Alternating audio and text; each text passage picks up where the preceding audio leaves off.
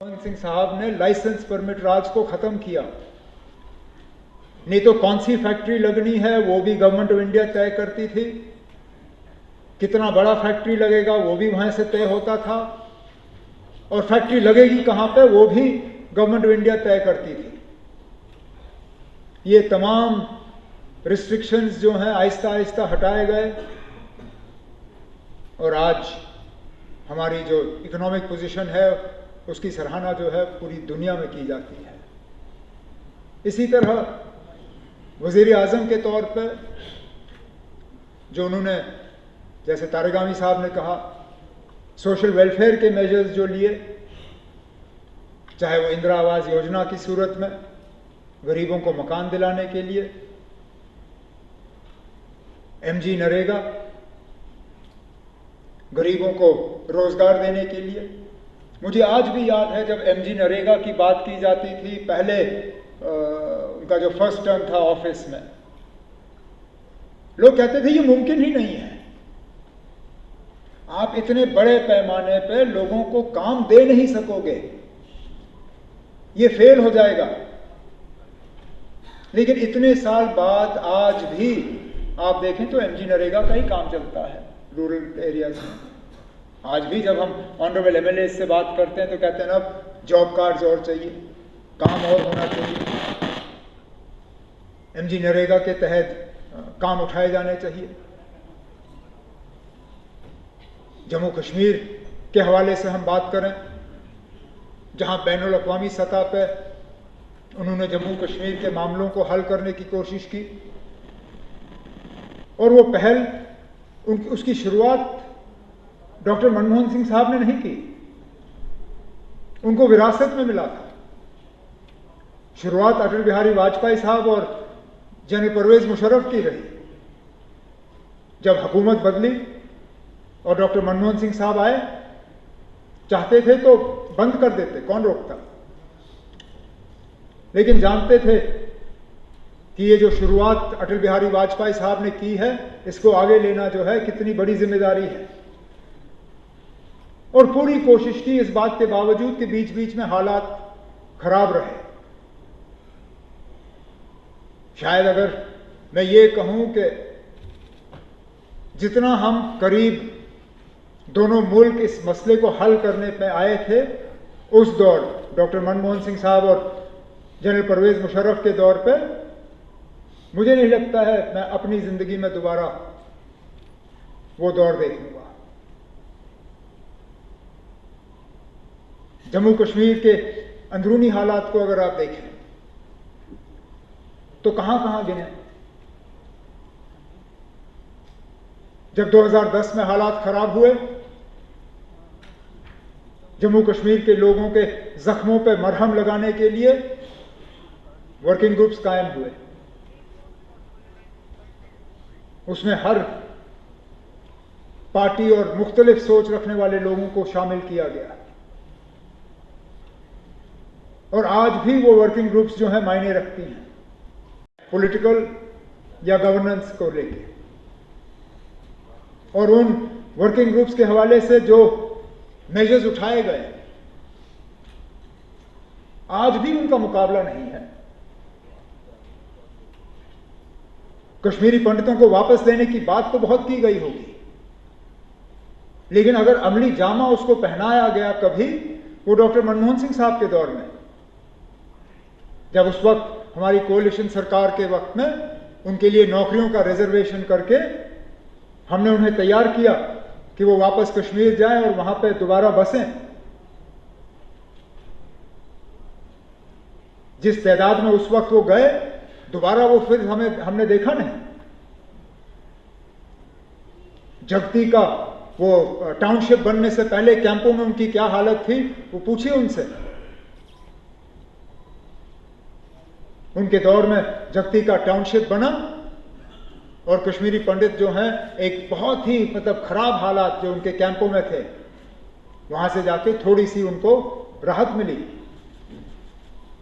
Infrastructure के लिहाज से अगर हम बात करें, जिस हाईवे का जिक्र जनाब एलजी साहब ने अपने खुतबे में किया, जम्मू श्रीनगर हाईवे, उसकी 4 लेनिंग का काम डॉक्टर मनमोहन सिंह साहब के दौर में, ये उनका तोहफा था जम्मू कश्मीर के लोगों के लिए। आज जब हम इंतज़ार कर रहे हैं वज़ीर आज़म साहब का कि वो आएंगे और इस रेल का पूरा उद्घाटन करेंगे, जो मैं उम्मीद करता हूं कुछ ही दिनों में होगा, लेकिन शुरुआत कश्मीर को बाकी मुल्क के साथ जोड़ा गया जब बानीहाल का टनल मुकम्मल हुआ और रेल वहां से गुजरी। तब मैं उस वक्त ट्रेन पे डॉक्टर मनमोहन सिंह साहब के साथ था। चिनाब पे जो सबसे ऊंचा पुल रेल का दुनिया में, वो काम डॉक्टर मनमोहन सिंह साहब के दौर में शुरू हुआ। बदकिस्मती से ऊपर वाले ने उनको जिंदगी रखी नहीं थी कि वो उस पुल के ऊपर से पूरी तरह से ट्रेन को गुजरते हुए देखें, लेकिन कहीं ना कहीं उनको इस बात की तसल्ली होगी कि जिस काम की शुरुआत उनके दौर में की गई उसको आज मौजूदा हुकूमत ने मंजिल तक पहुंचा दिया। इसी तरह जब हालात खराब हो गए थे 2016 में, हालांकि डॉक्टर मनमोहन सिंह साहब उस वक्त वजीर आजम नहीं थे, लेकिन तब भी जम्मू कश्मीर के लोगों के लिए वो फिक्रमंद रहते थे। एक ग्रुप लाए, वो जम्मू में बैठे, श्रीनगर में बैठे, और जो जो उनसे मिलना चाहते थे उनसे मिले। गर्ज सिर्फ उनका ये था कि जो खराब हालात थे वो रुक जाए, जो लोगों की परेशानी थी वो परेशानी हल हो। कहा कि मैं मान के चलता हूं कि history will be a better जज of me than contemporary times, और शायद वही हुआ। इतने साल बाद शायद आज हमें एहसास है कि वो कौन थे जो 10 साल इस मुल्क के वजीर आजम रहे। कौन सा दुनिया का लीडर ऐसा नहीं है जो उनकी इज्जत नहीं करते थे। अमेरिका से लेके बर्तानिया, बर्तानिया से लेके जापान,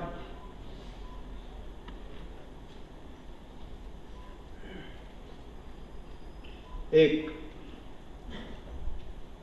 देश को प्रेम करने वाले, जम्मू कश्मीर के लोगों के साथ हमदर्दी रखने वाले शख्स, मुल्क के वजीर आजम। मुझे उनके साथ बहुत नज़दीकी से काम करने का मौका मिला, बहुत कुछ सीखने का मौका मिला।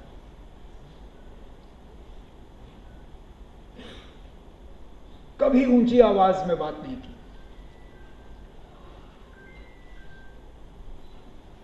और अगर कभी उनसे गलती हो जाती थी तो वो गलती तस्लीम करने में भी हिचकिचाहट महसूस नहीं करते थे। मुझे आज भी एक वाकया याद है जिसका मैंने कभी इससे पहले शायद जिक्र नहीं किया होगा। मैंने उन्हें पत्र लिखा था किसी मसले के बारे में, और फिर एक आध दिन, 2 दिन बाद मैंने उस पत्र के हवाले से कहीं इंटरव्यू दिया था। हालांकि मैंने पत्र का जिक्र नहीं किया, लेकिन पीएमओ में शायद किसी को गलतफहमी हो गई और उन्होंने प्राइम मिनिस्टर को कहा कि मैंने प्रोटोकॉल का जो है थोड़ा सा ब्रीच किया, और प्राइम मिनिस्टर को जो चिट्ठी गई थी मुझे उसका मीडिया में जिक्र करना नहीं चाहिए था। मुझे फोन आया, प्राइम मिनिस्टर आपसे बात करना चाहते हैं।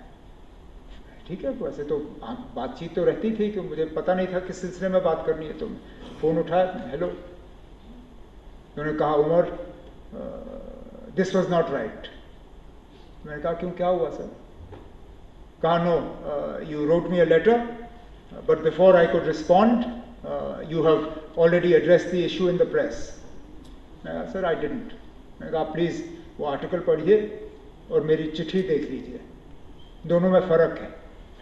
मैंने चिट्ठी के हवाले से मीडिया में बात नहीं की है, लेकिन आपको लगता है मुझसे गलती हो गई है, मैं माफ़ी मांगता हूँ, शायद नहीं होना चाहिए था। उन्होंने कहा ठीक है, मैं देख लेता हूँ। फ़ोन रखा, ठीक 15 मिनट के बाद दोबारा फ़ोन आया, प्राइम मिनिस्टर आपसे बात करेंगे। ठीक है, पता नहीं अब क्या हुआ। कहा नहीं, आप सही थे, मुझे गलत कहा गया, मैं माफ़ी चाहता हूँ, मुझे कहना नहीं चाहिए था, I apologize, you were not wrong. Phone रखा। वज़ीर आज़म नाम